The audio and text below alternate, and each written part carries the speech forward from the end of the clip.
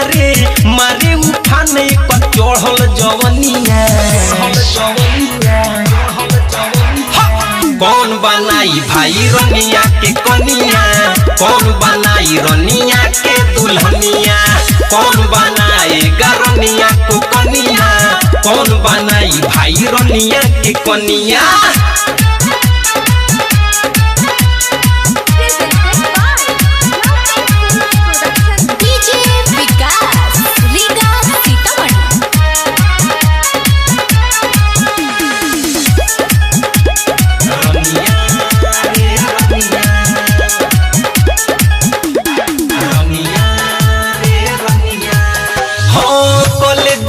भाई कहिले साची मिली दहेज में बोलेरो अपाची। अरे कल बियाह भाई कहिले साची मिली दहेज में बोलेरो अपाची।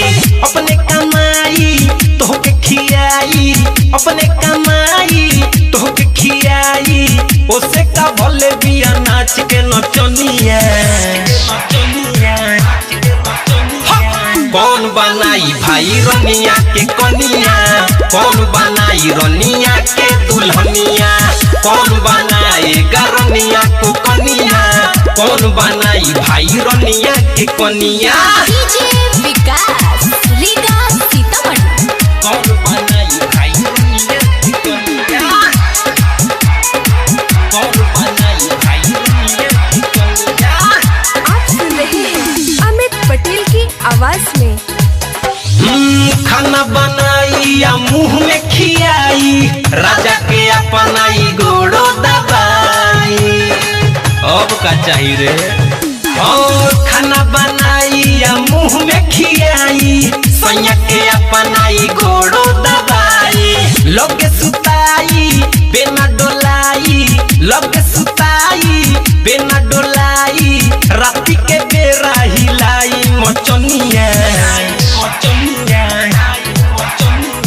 कौन बनाई भाई रनिया के कनिया, कौन बनाई रनिया के दुल्हनिया, कौन बनाएगा रनिया को कनिया, कौन बनाई भाई रनिया के कनिया।